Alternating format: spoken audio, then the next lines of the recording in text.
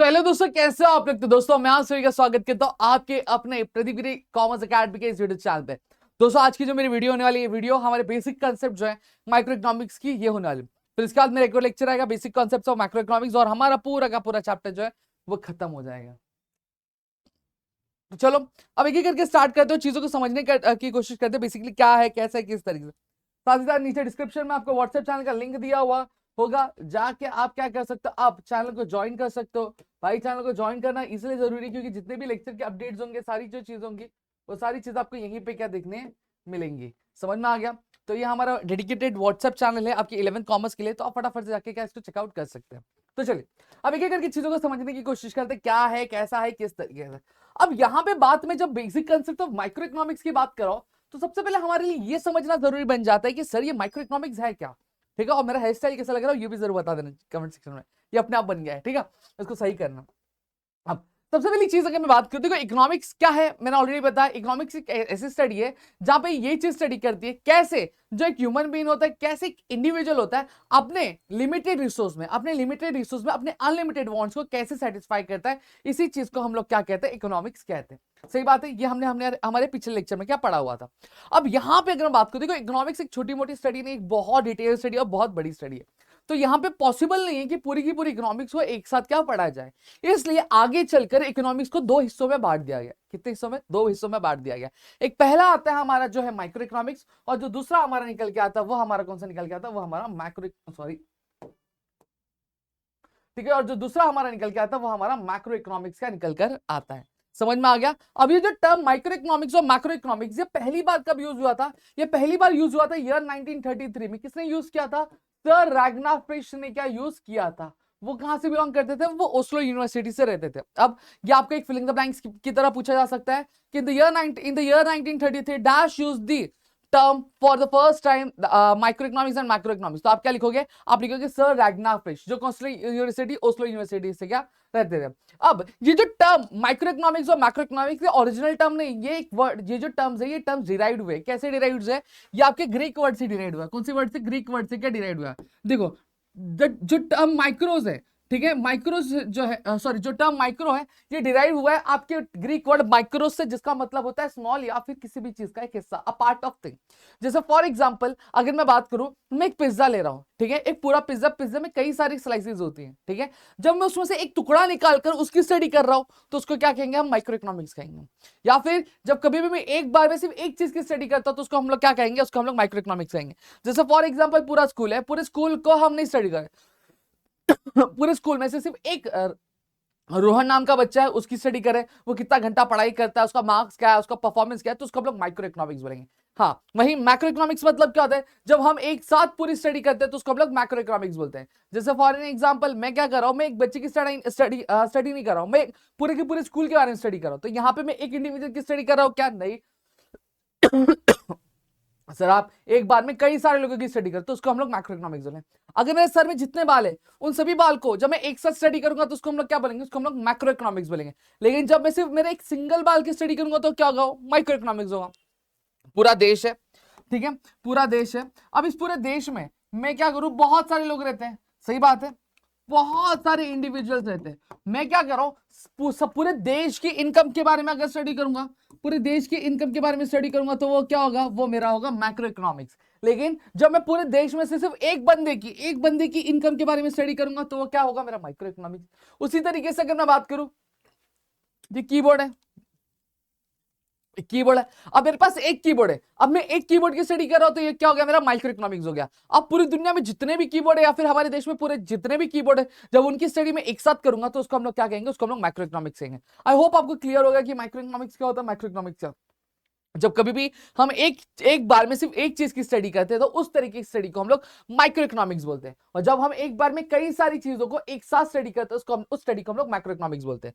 ठीक है, माइक्रो मतलब क्या होता है? माइक्रो माइक्रो माइक्रो मतलब क्या होता है? माइक्रो मतलब स्मॉल होता है, मतलब छोटा सा, सही बात है। या फिर हम बोल सकते हैं अ पार्ट ऑफ थिंग बोलते हैं। जैसे फॉर एग्जांपल एक पिज्जा है, उस पिज्जे में कई सारे टुकड़े होते हैं, उन टुकड़ों में से जब मैं एक हिस्सा निकाल के स्टडी करता हूं तो मेरा माइक्रो इकोनॉमिक्स होता है। और वही जब मैं पूरे की पूरे पिज्जा को एक साथ स्टडी करता तो क्या होगा? मेरा माइक्रो इकोनॉमिक्स होगा। क्लियर हो गया?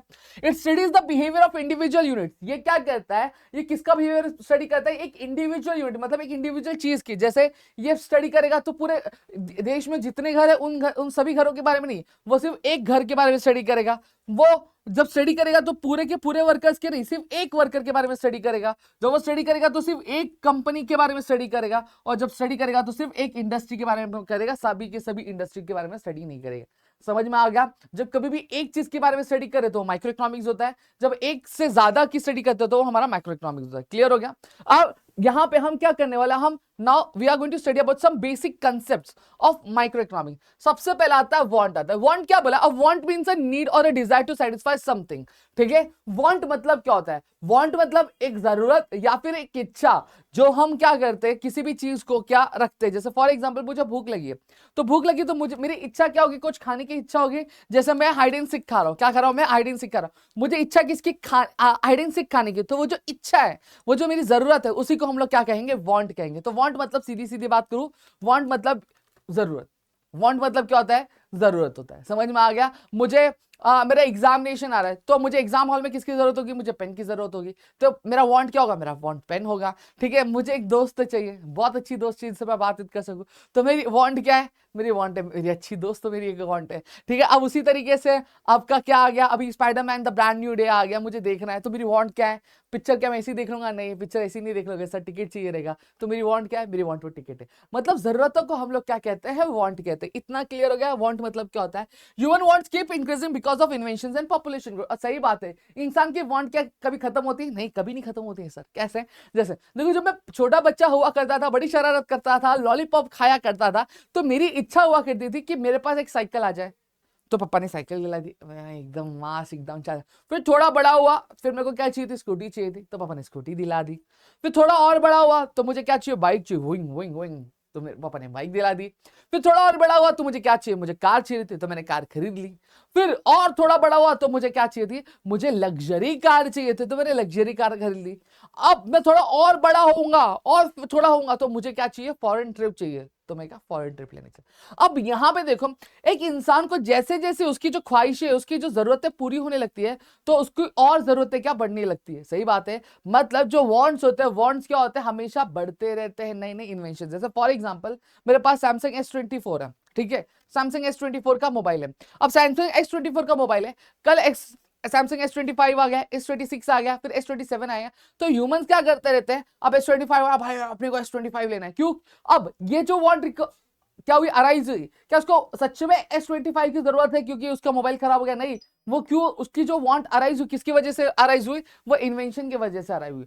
ठीक है? आईफोन 11 बहुत अच्छा चल रहा था, फिर आईफोन 12 आया, लोगों ने क्या आईफोन 11 से आईफोन 12 की वांट रखने लगे। फिर आईफोन 12 के आईफोन 13 आया, फिर आईफोन 14 आया, फिर आईफोन 15, फिर आईफोन 16।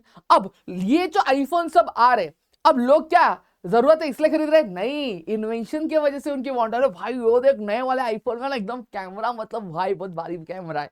ठीक है? अरे भाई जो अभी वाला आईफोन आया ना, वो ऑरेंज कलर का है, उसमें एआई है, चलो अपना खरीदेंगे। तो इन्वेंशन की वजह से क्या वांट क्या बढ़ती? लोगों की जरूरतों की वजह से भी वांट बढ़ती है, और कुछ इन्वेंशन की वजह से भी बढ़ती है। समझ में आ गया? तो वांट का मतलब सीधे सीधी बात है, वांट का मतलब होता है जरूरत। ठीक है? वांट का मतलब क्या होता है? जरूरत। किसी भी चीज की जरूरत को हम लोग क्या कहते हैं? वांट कहते हैं। क्लियर हो गया? अब यहाँ पे कैरेक्टरिस्टिक्स ऑफ वांट्स देख लेते हैं। सबसे पहली चीज, वांट्स आर अनलिमिटेड। मैंने अब भी थोड़ी देर पहले बताया कि वांट्स क्या होते हैं? अनलिमिटेड होते हैं। वांट्स कभी भी खत्म होते हैं क्या? नहीं। ठीक है? जैसे मैं छोटा बच्चा था, मुझे जरूरत किसकी थी? साइकिल की थी। फिर थोड़ा बड़ा हुआ तो स्कूटी की वांट आई। फिर बड़ा हुआ तो फिर क्या आ गया? फिर मुझे बाइक का हुआ। फिर उसके बाद और बड़ा हुआ तो मुझे कार का आ गया। फिर और बड़ा हुआ लग्जरी कार। फिर उसके बाद फॉरेन ट्रिप। फिर और बड़ा होगा तो मुझे चांद पे जाना होगा। फिर और बड़ा होगा तो फिर मुझे कहीं और ही जाना होगा। समझा? तो यहाँ पे अगर मैं बात करूं तो ह्यूमन की वांट्स कभी भी क्या होती है? खत्म नहीं होती है। ठीक है? तो वांट्स कभी भी एंड नहीं होती। एक वांट पूरी होगी तो दूसरा अराइज हो जाएगा, दूसरा पूरा होगा तो तीसरा अराइज होगा, तीसरा पूरा होगा तो चौथा, चौथा पूरा होगा तो पांचवा। समझा? फिर क्या बोला? Wants are recurring. ठीक है? Wants are recurring. कुछ जो वांट्स होती है, कुछ वांट्स बहुत लंबे टाइम पे अराइज होती है, और कुछ जो वांट्स होती है थोड़े थोड़े टाइम पे अराइज होती है। ठीक है। अब जैसे फॉर एग्जाम्पल अगर मैं बात करूं, अब यहाँ पे ध्यान दो कि मुझे भूख लगी है, तो मैंने क्या खाया, मैंने खाना खाया। अब ये मैंने खाना खाया, तो अब मुझे बताओ क्या 4 दिन तक मुझे खाना खाने की जरूरत नहीं पड़ेगी? नहीं, ऐसा नहीं है सर। आपने खाना खाया, फिर 2 घंटे बाद आपको भूख लगेगी, आप वापस खाना खाओगे, तो मतलब आपकी खाना खाने की वांट वापस अराइज होगी। फिर रात होगी, फिर रात को वापस भूख लगेगी, तो आपका खाना खाने की वांट वापस अराइज होगी। क्लियर हो गया? तो यहाँ पे जो कुछ वांट्स होती हैं, कुछ जो वांट्स होती है वो क्या होती है, वो बार बार क्या अराइज होती है। ठीक है, कुछ जो वांट्स होती है वो कुछ वांट्स जो होती है वो बार बार क्या अराइज होती है, जैसे फूड। ठीक है, वहीं कुछ जो वांट्स होती है वो कुछ टाइम पे ही क्या अराइज होती है। जैसे मैंने साइकिल चला था, तो साइकिल लेने के बाद मैं तुरंत दूसरे दिन नहीं बोलूंगा पापा मुझे स्कूटी चाहिए ना। अब मैंने साइकिल चलाया, 1.5-2 साल साइकिल चलाऊंगा, फिर उसके कुछ टाइम बाद मैं क्या बोलूंगा, मेरी एक नई वांट आएगी स्कूटर की। फिर स्कूटी चला रहा हूं, मस्त चला रहा, फिर 3-4 साल बाद मेरी वांट अराइज होगी, किसकी? आपकी बाइक की। फिर मैं बाइक चला रहा हूं, फिर उसके 3-4 साल बाद मेरी वांट अराइज होगी कार की। तो यहां पे देखो, कुछ जो वांट्स होते हैं वो बार बार अराइज होते हैं, जैसे खाना हो गया, ये बार बार अराइज होता है। लेकिन कुछ जो वांट्स होते हैं कुछ स्पेसिफिक टाइम के बाद अराइज होते हैं, जैसे कार को बाय करना। इतना क्लियर है? फिर क्या बोला, wants differ with the age. सही बात है, जो वांट्स होती है वो एज के वजह से डिफर करती है। जैसे अगर मैं बात करूं, अगर एक छोटा सा नन्हा सा बच्चा है, उसकी वांट क्या होगी? उसकी वांट होगी उसको लॉलीपॉप मिल जाए, उसको वांट होगी उसको दूध का पैकेट मिल जाए, नल्ली मिल जाए। सही बात है, तो उसकी वांट क्या होगी? अब मेरी वांट क्या रहेगी? क्या मैं बड़ा होगा तो क्या मेरी वांट ऐसा दूध की बोतल चाहिए रहेगी? क्या मम्मी निप्पल लगा के देगी पीऊंगा? नहीं, मेरी वांट अलग है ना भाई। मेरे को क्या चाहिए रहेगा? मेरे को कोल्ड ड्रिंक चाहिए रहेगा, या फिर कैन चाहिए रहेगा। ठीक है, अगर कुछ बहुत माहौल वाले रहेंगे तो उनको ये चाहिए रहेगा। तो यहाँ पे देखो, उसकी एज अलग है, मेरी एज अलग है, तो वांट्स भी क्या है, सेम है क्या? नहीं, अलग अलग है। सेम चीज में जब बूढ़ा हो जाऊंगा तभी भी मेरे को ये चाहिए रहेगा। मतलब मैं पीता नहीं हूं, मैं बता रहा हूं कि अगर एक इंसान रहेगा, तो अब जो 60 क्रॉस हो जाएगा, अब वो क्या रहेगा? उसको पूजा पाठ चाहिए रहेगा, उसकी दवाइयां उसकी वांट होगी। समझ में आ गया? तो ये जो वांट्स होती है एज के हिसाब से क्या होती रहती है, डिफर होती रहती है, मतलब चेंज होती रहती है। फिर उसके बाद क्या, wants differ with the gender. सही बात है, मेन और वुमेन्स की वांट्स क्या सेम होती है? नहीं, मेन और वुमेन्स की वांट्स सेम नहीं होती है। ठीक है, मेन को क्या चाहिए रहता है? मेन को अलग चीजें चाहिए, वुमेन्स को कॉस्मेटिक्स वगैरह चाहिए रहता है। मेन को PS5 कोई दिला दे भाई, PlayStation 5 दिला, आय हाय हाय, वाह मजा आ जाएगा। सही बात है कि ना? तो यहाँ पे अगर मैं बात करूं, तो जो मेन होते हैं और जो वुमेन्स होते हैं, दोनों के ही जो वांट्स होते हैं वो क्या होते हैं, वो अलग होते हैं। कभी सेम होते हैं क्या? नहीं। अब लड़का और लड़की, अगर लड़की लिपस्टिक लगाएगी तो लड़का भी लिपस्टिक नहीं लगाएगा, क्यों? लड़के की वांट अलग है और लड़की की वांट अलग है। समझ में आ रहा है कि नहीं आ रहा है? अब यहाँ पे wants differ with the preference. अब हर एक इंसान की जो प्रेफरेंस होता है, जो हैबिट होता है, टेस्ट होता है, उसका जो फैशन करने का तरीका होता है अलग होता है। जैसे फॉर एग्जाम्पल मैं हूं, मुझे कोल्ड ड्रिंक पीना पसंद है। ठीक है, वहीं मेरा एक दोस्त है, उसको कोल्ड ड्रिंक नहीं, उसको ये पीना पसंद है। अब देखो, हम दोनों की वांट अलग अलग है। क्या मुझे इसकी वांट है? नहीं, क्योंकि मैं पीता ही नहीं। ठीक है, लेकिन मेरे दोस्त को किसकी वांट है? मेरे दोस्त को इसकी वांट है। क्यों? क्योंकि वो पीता है। तो यहाँ पे हम इस एक ही एज के, लेकिन हमारी वांट डिफर करी कि नहीं करी? डिफर करी। क्यों? क्योंकि मेरा प्रेफरेंस क्या है? कोक पीना है। उसका प्रेफरेंस क्या है? आहा झूम बराबर झूम। ये है। समझ में आ गया कि नहीं आ गया? तो want differ with the preference, तो प्रेफरेंस के हिसाब से भी वांट डिफरेंस। जैसे मेरे घर में मुझे करेला खाना पसंद नहीं है, लेकिन मेरे पापा को करेला खाना बहुत पसंद है, क्योंकि उनको करेला अच्छा लगता है, मेरे को नहीं अच्छा लगता। समझ में आ गया कि नहीं आ गया? फिर मेरी मम्मी को बैंगन खाना पसंद है, लेकिन मेरे को नहीं पसंद है। तो यहाँ पे जो वांट्स होते हैं, ये वांट्स क्या हो रहे? टेस्ट, हैबिट, फैशन के बेसिस पे क्या भी डिफर करते रहते। क्लियर है? मैं ओवर साइज पहनता हूँ, मेरे पापा नहीं पहनते। हाँ, फ्री में दिला रहे तो पहन ले मस्ती करो। हाँ, इतना क्लियर हो गया? डन। इतनी चीजें खत्म हो गई, मेरे ख्याल से क्लियर हो गया। तो वांट्स क्या होते हैं? अनलिमिटेड होते हैं, वांट्स कभी भी खत्म नहीं होते, बार बार अराइज होते रहते हैं। वांट्स क्या होते हैं? रिकरिंग होते हैं नेचर में। कुछ जो वांट्स होते हैं बार बार अराइज होते हैं, और कुछ जो वांट्स होते हैं कुछ टाइम बाद अराइज होते हैं। ठीक है, want differ with age. Age के हिसाब से भी जो वांट्स होती है वो डिफर करती रहती है, मैंने आपको समझाया। Want differ with gender, main और वुमेन है, दोनों की ही वांट्स अलग अलग होती हैं। ठीक है, one differ with the preference. सही बात है, लोगों के टेस्ट, हैबिट, फैशन के बेसिस पे भी डिफर करती है। One differ with the season. सही बात है। अब मुझे बताओ, गर्मी का मौसम चल रहा है, ठंडी का मौसम चल रहा है। गर्मी के मौसम पे लोगों की जरूरत क्या होती है? लोगों की वांट क्या होती है? Cotton clothes. लेकिन वहीं ठंडी के मौसम में लोगों की जरूरत क्या होती है? Woollen cloth. सही बात है। वहीं बारिश के मौसम में क्या कोई वुलन क्लोथ पहन के चलता है कि ये भाई वुलन क्लोथ मेरे को बारिश से बचाएगा? नहीं, ऐसा नहीं होता है ना। वहां पे क्या जरूरत होती है? वहां पे रेनकोट की जरूरत होती है। तो यहाँ पे देखो, सीजन चेंज होते हैं, तो सीजन के हिसाब से वांट भी क्या हो रही है? चेंज होती है। फिर क्या था? Want differ with the culture. हाँ मेरा भाई, want differ with the culture.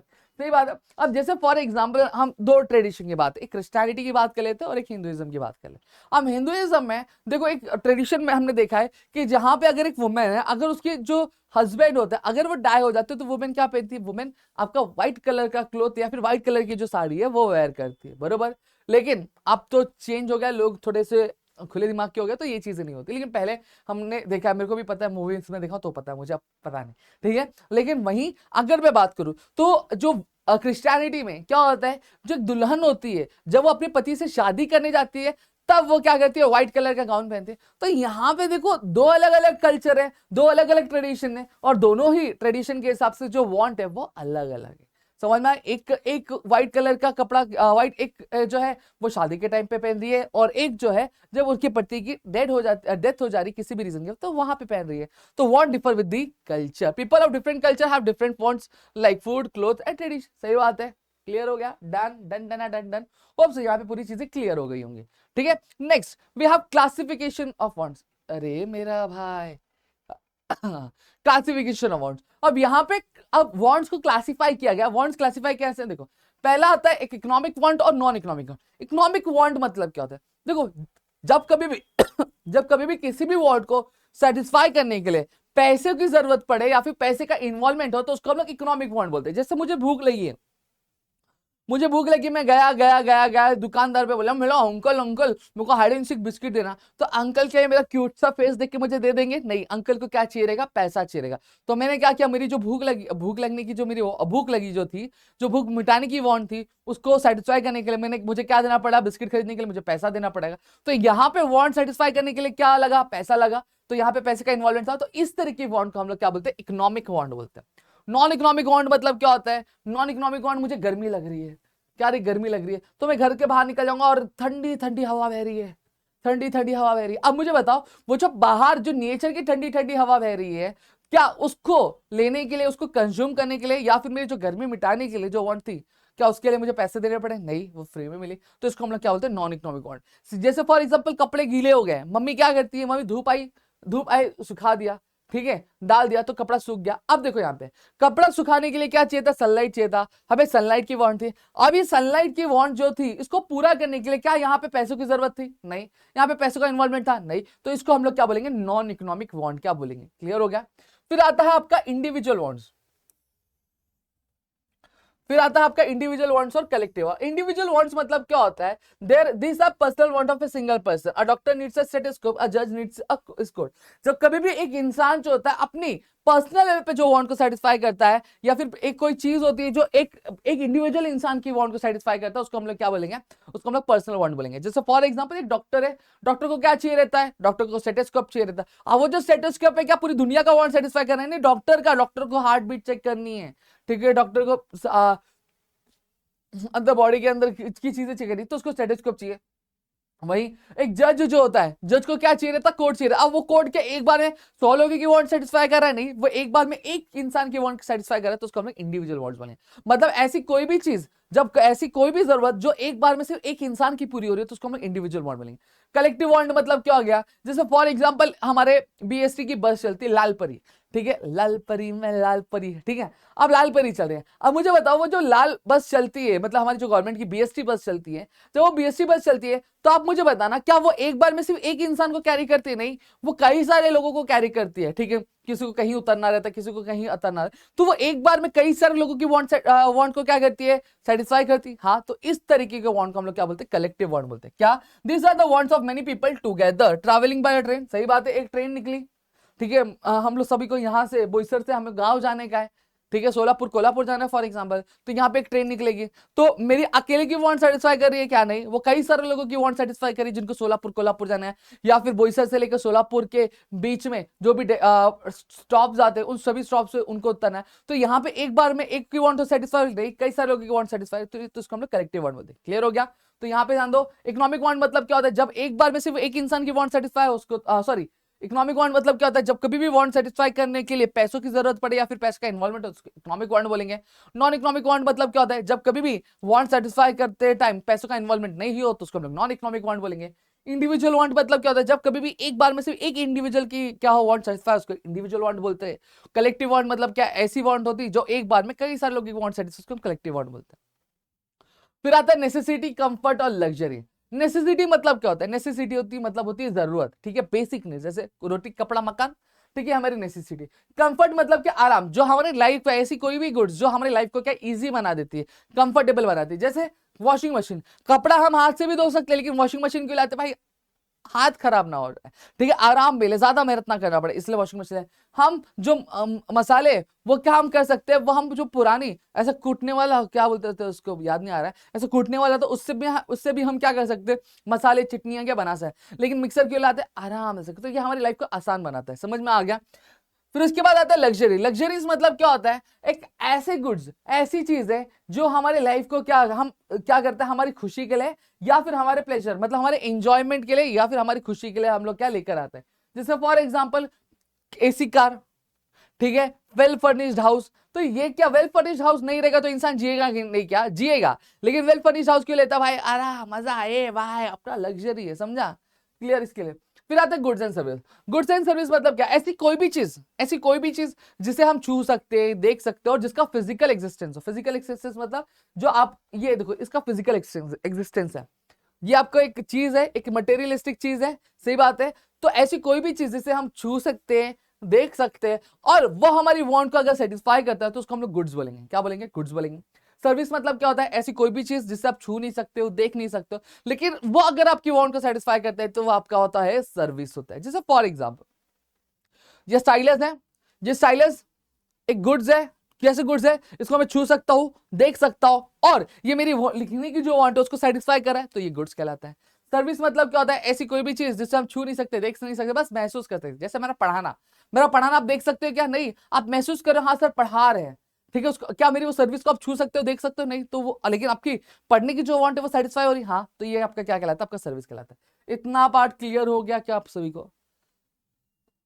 इतनी चीजें क्लियर है, done, hope so clear.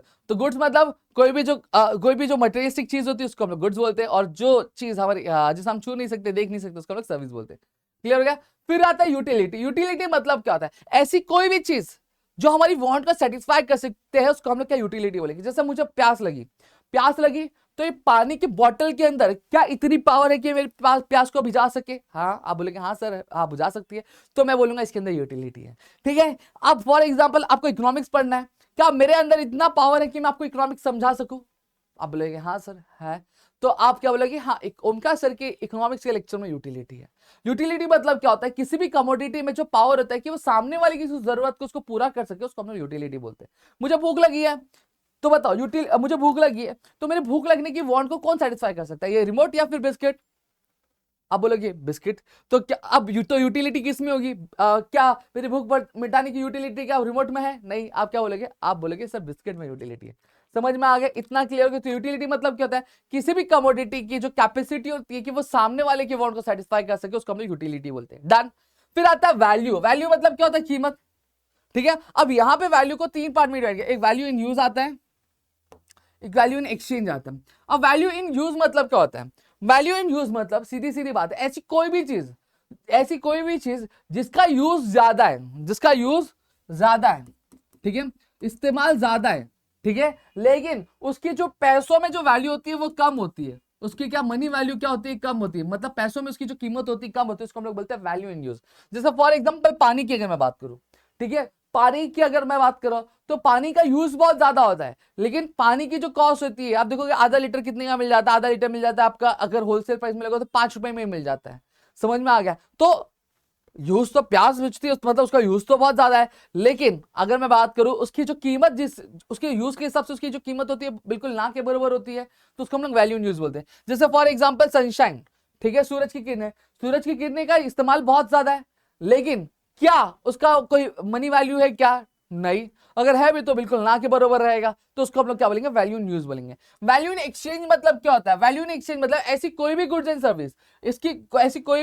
Service, जिसकी मनी वैल्यू ज्यादा, मतलब उसकी पैसों में कीमत बहुत ज्यादा है, लेकिन कंपैरिजन करें तो उसका यूज उस हिसाब से उतना नहीं है। जैसे फॉर एग्जांपल डायमंड है, अब मुझे बताओ, डायमंड बहुत महंगा मिलता है, करोड़ों में डायमंड मिलता है, सही बात है, लेकिन क्या करोड़ों में डायमंड मिलता है उसका यूज उतना है क्या? नहीं, बस पहनना है गले में। समझ में आ गया? क्लियर हो गया? तो ऐसी कोई भी चीज जो यूज में मतलब कि उसकी यूजफुल ज्यादा है लेकिन उसके कंपेरिजन उसकी प्राइस बिल्कुल जीरो है, तो उसको हम लोग क्या बोलेंगे? वैल्यू इन यूज बोलेंगे।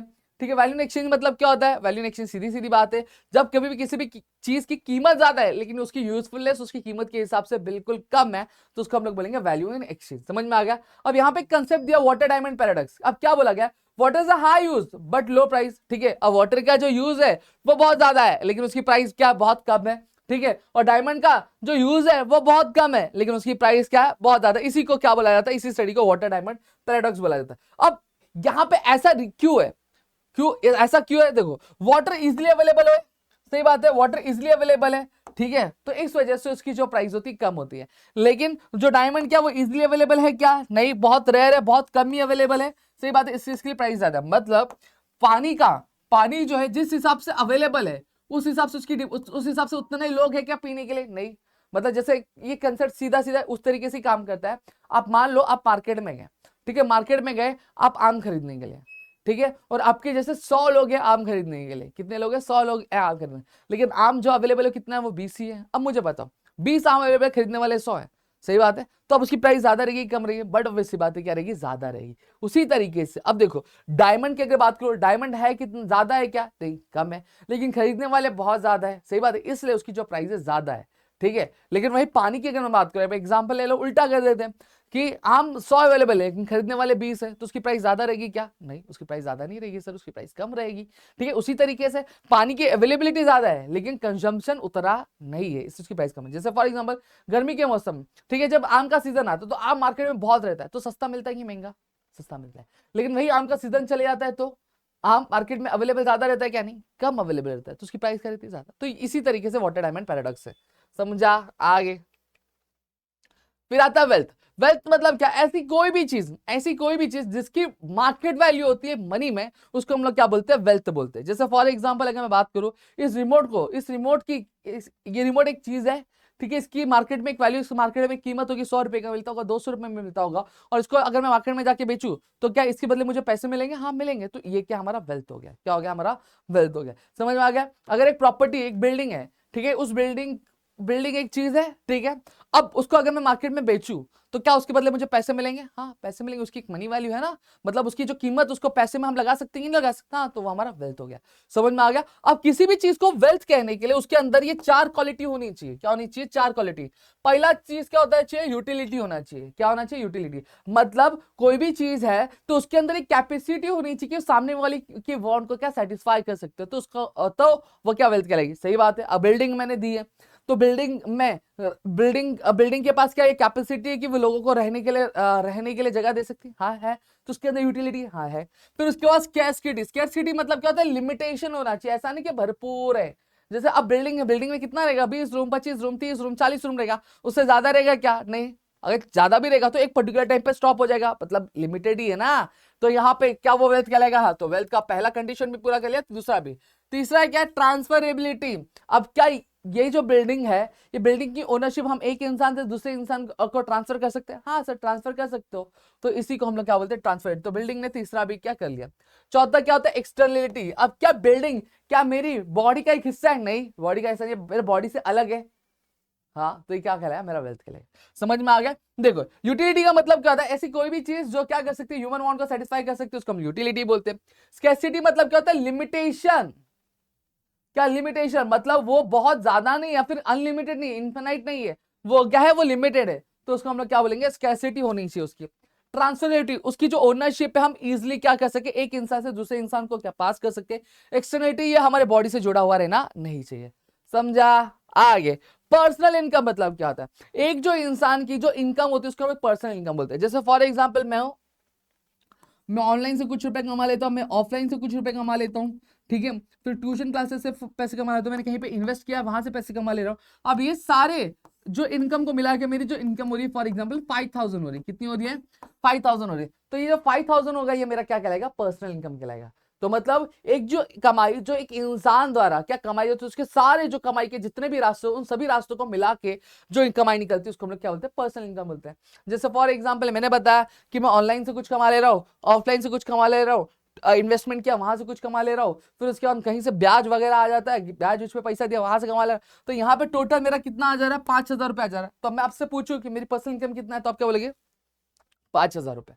समझ में आ गया। अब महीने भर मैंने खर्चा किया, अब महीने भर मैंने खर्चा किया, पूरा खर्च विर्च करके तो मेरा जो खर्चा निकला, खर्च कितना हो गया मेरा, टोटल 5,000 में से 4,000 रुपये बच गए। 4,000 रुपये मेरा खर्चा हो गया। अब 4,000 रुपये मेरा खर्चा, मतलब 5,000 रुपये मेरी टोटल कमाई थी, 5,000 में से 4,000 मेरे खर्च हो गए, बचा कितना, 1,000 रुपया। तो 1,000 रुपये मेरा क्या हो गया, सेविंग हो गया। सही बात है। और इसी सेविंग को हम लोग क्या बोलते हैं, इसी सेविंग को हम लोग बोलते हैं पर्सनल डिस्पोजेबल इनकम, जिसको पीडीआई क्या बोला, it is a part of a personal income which is left over after payment of direct taxes such as income tax, wealth tax. मतलब क्या बोला गया है, पर्सनल डिस्पोजेबल इनकम एक ऐसी इनकम होती है कि आपकी कमाई की जहां पर आपने सारे पेमेंट कर दिए, सारे पेमेंट करने के बाद जो पैसा बचता है उसको हम लोग क्या बोलते हैं, पर्सनल डिस्पोजेबल इनकम। समझा, मतलब हमारी जो सेविंग होती है वो। अब आता है इकोनॉमिक एक्टिविटी के। इकोनॉमिक एक्टिविटी मतलब क्या होता है ये समझ लो, ऐसी कोई भी एक्टिविटी जो हम पैसों के लिए करते हैं उसको हम लोग क्या बोलते हैं, इकोनॉमिक एक्टिविटी करते हैं, या फिर पैसों का इन्वॉल्वमेंट होता है उसको हम इकोनॉमिक एक्टिविटी बोलते हैं। अब ये जो एक्टिविटी है 4 टाइप में डिवाइडेड है। पहला आता है प्रोडक्शन, डिस्ट्रीब्यूशन, एक्सचेंज और कंजम्पशन। प्रोडक्शन मतलब क्या होता है, किसी भी गुड्स को प्रोड्यूस करना, उसको हम लोग प्रोडक्शन बोलते हैं। अभी के लिए इतना समझ के रखो, आगे ये टर्म जो होता है और डाइवर्स होता है और डिटेल में जाता है, समझ में आता है। मतलब अगर और डिटेल में बताऊं तो किसी भी गुड्स के अंदर यूटिलिटी बनना, मतलब उस किसी भी गुड्स को, किसी भी चीज को इतना कैपेबल बनाना कि वो किसी भी ह्यूमन की वांट को सेटिस्फाई कर सके, तो उसको हम लोग क्या बोलते हैं, उसको हम लोग प्रोडक्शन बोलते हैं। जैसे फॉर एग्जांपल अगर मैं बात करूं, मेरे पास ये लकड़ी पड़ा हुआ है, ठीक है, ये लकड़ी है, एक फॉर एग्जांपल मेरे पास एक लकड़ी का बोर्ड पड़ा हुआ है, लकड़ी का शीट पड़ा हुआ है। अब उस वो लकड़ी क्या किसी इंसान की वांट को सेटिस्फाई कर पाएगा, नहीं। अब उसी लकड़ी के प्लैंक से मैं जब चेयर बना दूं, तो क्या मैंने अंदर उसके अंदर यूटिलिटी डाली, हाँ यूटिलिटी डाली सर, कि आपने उसको इतना लायक बनाया कि वो किसी की वांट को सेटिस्फाई कर सके, तो उसको हम लोग क्या बोलते हैं, प्रोडक्शन। या फिर सीधा सीधा समझ के रखो, किसी भी चीज को बनाना क्या बोलते हैं, प्रोडक्शन क्या बोला जाता है, ठीक है। Production means making goods and service more useful. Production मतलब क्या होता है, किसी भी चीज को और किसी भी गुड्स या फिर सर्विस को और ज्यादा यूजफुल बनाने को हम लोग क्या प्रोडक्शन बोलते हैं, इतना सिंपल लैंग्वेज में बोला गया। अब यहाँ पे प्रोडक्शन में 4 चीजें होती है, 4 फैक्टर्स होते हैं। फैक्टर्स ऑफ प्रोडक्शन मतलब क्या होता है, ऐसी कोई भी चीज जो प्रोडक्शन करने में हेल्प करती है उसको हम लोग क्या बोलते हैं, फैक्टर्स ऑफ प्रोडक्शन बोलते हैं। क्या बोलते हैं उसको हम लोग, फैक्टर्स ऑफ प्रोडक्शन बोलते हैं। ऐसी कोई भी चीज जो हमें प्रोडक्शन करने में हेल्प करे उसको हम लोग क्या बोलेंगे, फैक्टर्स ऑफ प्रोडक्शन बोलेंगे। पहला आता है लैंड। क्या बोला है, this includes all natural resource, soil, water, forest, mineral, sunlight, air. मतलब क्या बोला गया, देखो लैंड, जब लैंड की बात आती है तो यहाँ पे सब कुछ आ जाता है। जैसे फॉर एग्जांपल आपको गन्ने की खेती, आप शुगर बनाते हो, तो शुगर बनाने के लिए सबसे पहली चीज आपको क्या चाहिए रहता है, जमीन चाहिए रहती है, तो जमीन कहाँ गया, लैंड में आ गया। फिर आपको नेचुरल रिसोर्स चाहिए रहता है, तो नेचुरल रिसोर्स में क्या चाहिए, गन्ना चाहिए रहता है, तो ये कहाँ पे आ गया, आपका लैंड में आ गया। समझ में आ गया। तो मतलब जो भी नेचुरल रिसोर्स रिक्वायर्ड होता है, जो भी नेचुरल रिसोर्स जो रिक्वायर्ड होता है प्रोडक्शन में, वो सारी चीजों को कहां पे इंक्लूड किया जाता है, वो लैंड में इंक्लूड किया जाता है। चाहे वो जमीन के ऊपर मिल रहे हो, चाहे वो जमीन के नीचे मिल रही हो, समझा, तो लैंड में इंक्लूड होगा। फिर आता है लेबर। लेबर मतलब क्या होता है, ह्यूमन एफर्ट। सही बात है। अब आपने मशीनें डाल दी, सब कुछ डाल दिया, लेकिन उसको मशीनों को चलाने वाला भी तो चाहिए ना, तो वो जो ह्यूमन होता है उसको हम लोग लेबर बोलते हैं। और लेबर को मिलता है क्या, देखो अब लैंड का, अभी कोई जमीन आपने भाड़े पे दे दी, तो आप उसके बदले क्या लेते हो, भाड़ा लेते हो, और भाड़े को हम लोग क्या बोलते हैं, रेंट बोलते हैं। तो लैंड के बदले जो इनकम होती है क्या होती है, वो रेंट होती है। लेबर है, आपके पास कोई काम कर रहा है, ठीक है, क्या फ्री में काम करेगा, नहीं, आप उसको पगार दोगे। देखो पगार 2 तरीके से होती है, एक महीने की पगार होती है और एक दिन की पगार होती है। अगर आप उसको महीने की पगार दे रहे हो तो मतलब आप उसको क्या दे रहे हो, सैलरी दे रहे हो। या फिर अगर आप उसको 1 दिन में, 2 दिन में या फिर 3 दिन में दे रहे हो, तो उसको हम लोग क्या बोलते हैं, वेजेस बोलते हैं। समझ में आ गया। तो लेबर्स को क्या मिलता है, लेबर्स को वेजेस मिलता है। क्या मिलता है, वेजेस मिलता है। मतलब ऐसा कोई भी इंसान, ठीक है, जिसकी फिजिकल पावर या फिर मेंटल पावर यूज हो रही है क्या प्रोडक्शन में, उसके लिए हम लोग लेबर बोलेंगे। जैसे फॉर एग्जांपल मैं यहाँ पे पढ़ा रहा हूँ, ठीक है, तो मैं यहाँ पे क्या बना रहा हूँ, एक सर्विस बना रहा हूँ, ठीक है, एक सर्विस क्रिएट कर रहा हूँ, ठीक है, हाँ सर्विस क्रिएट कर रहा हूँ ना, मैं इकोनॉमिक्स का लेक्चर डिलीवर कर रहा हूँ, तो एक सर्विस क्रिएट कर रहा हूँ। तो यहाँ पे मेरा क्या हो रहा है, यहाँ पे मेरा फिजिकल पावर भी यूज हो रहा है, यहाँ पे मेंटल पावर भी यूज हो रहा है, तो मैं भी क्या कहलाऊंगा, मैं भी लेबर कहलाऊंगा। क्या कहलाऊंगा, लेबर। इकोनॉमिक्स की भाषा, इकोनॉमिक्स का भाषा थोड़ा अलग होता है। फिर कैपिटल मतलब क्या होता है, ऐसी कोई भी चीज जो आप बिजनेस स्टार्ट करने के लिए या फिर प्रोडक्शन में यूज करते हो, चाहे वो कोई कैश हो या फिर कोई सामान हो या फिर कोई मशीन हो। देखो क्या बोलेगा, this is man made wealth such as machine, tool, building, technology helps in further production and the return of its is in interest. क्या बोला गया, ऐसी कोई भी चीज, चाहे वो मशीन हो गया, टूल हो गया, इंफ्रास्ट्रक्चर हो गया, जो प्रोडक्शन करने में हेल्प होता है, उसको हम लोग क्या किसमें कैलकुलेट करते हैं, कैपिटल में कैलकुलेट करते हैं। एंटरप्रेन्योर और कैपिटल के बदले क्या मिलता है, इंटरेस्ट क्या दिया जाता है। एंटरप्रेन्योर मतलब क्या होता है? ऐसा कोई भी बंदा जो क्या करता है, लैंड, लेबर, कैपिटल, इन सभी को एक साथ इकट्ठा करता है, तो उसी को उसको हम लोग क्या बोलते हैं? उसको एंटरप्रेन्योर बोलते हैं, जो सारे बिजनेस को, सारे प्रोडक्शन को क्या अपने अंडर क्या कंप्लीट करवाता है। समझ में आ गया? इतना पार्ट क्लियर हो गया होगा मेरे ख्याल से। और उसको क्या मिलता है? उसको प्रॉफिट मिलता है। डन। फिर आता है डिस्ट्रीब्यूशन। अब जो भी गुड्स है, ठीक है, जो भी गुड्स है वो प्रोड्यूस हो जाते हैं, जब उसको हम लोग डिस्ट्रीब्यूट करते हैं, ठीक है, उसी को हम लोग क्या बोलते हैं? डिस्ट्रीब्यूशन बोलते हैं। देखो यहाँ पे distribution means dividing the income of production among different groups in the society. The factor of production, land, labour, capital, entrepreneur receive the rewards in the form of rent, wages, interest and profit is respectively. मतलब यहाँ पे distribution मतलब क्या होगा? जो भी हमने production किया, उस प्रोडक्शन को हमने डिस्ट्रीब्यूट किया, मतलब बांटा, बांटने के बाद हमें इनकम आई। अब उस इनकम को जब हम क्या कर रहे हैं? हम सभी को बांट रहे हैं। मतलब लैंड को क्या दे रहे हैं? लैंड को रेंट दे रहे हैं, ठीक है, लेबर को क्या दे रहे हैं? हम वेजेस दे रहे हैं, कैपिटल को हम इंटरेस्ट दे रहे हैं, और एंटरप्रेन्योर को हम प्रॉफिट देते हैं। इसी चीज को क्या बोला जाता है? डिस्ट्रीब्यूशन क्या बोला जाता है। क्लियर हो गया? एक्सचेंज मतलब क्या होता है? Give and take. क्या होता है? Give and take. जैसे फॉर एग्जांपल आप मार्केट में जाते हो, मैंने एक हाइड एंड सीक बिस्किट ली, मैंने हाइड एंड सीक बिस्किट ली, तो मैंने क्या लिया? हाइड एंड सीक बिस्किट के बदले मैंने क्या पैसा दिया? अब ये जो अदला बदली हुआ, इसी चीज को हम लोग क्या बोलते हैं? एक्सचेंज बोलते हैं। मतलब गिव एंड टेक को क्या हम लोग बोलते हैं? एक्सचेंज बोलते हैं। क्या बोला है? Exchange means the give and take of the goods and services in the economy, ठीक है। इट इज मींस मतलब वही गिव एंड टेक। अब क्या बताओ? इट इज मीन कंजप्शन मतलब क्या होता है? Use of goods and services. मतलब जब कभी भी किसी भी गुड्स या फिर सर्विस को हम लोग यूज करते हैं, तो उसको हम लोग कंजप्शन बोलते हैं। जैसे फॉर एग्जांपल मैं यहाँ पे लाइट यूज कर रहा हूँ, मैं पैनल यूज कर रहा हूँ, मैं कंप्यूटर यूज कर रहा हूँ, मैं कैमरा यूज कर रहा हूँ, तो यहाँ पे यूज कर रहा हूँ, तो इसको मैं बोलूँ कंजम्पशन। आपने साइंस में पढ़ा होगा कंजम्पशन मतलब खाना, लेकिन कंजम्पशन मतलब यूज करना भी होता है। समझ में आ गया? तो यहाँ पे मैंने पूरी की पूरी चीजें बता दी। ये सारे जो नोट्स होंगे आपको हमारे व्हाट्सएप चैनल और हमारा जो एप्लीकेशन है प्रदीप गिरी कॉमर्स एकेडमी, वहां पे देखने मिल जाएंगे। तो आप जाके क्या कर सकते हो? ज्वाइन कर सकते हो मेरे दोस्त। मिलता है अगली वीडियो में। जय हिंद दोस्तों।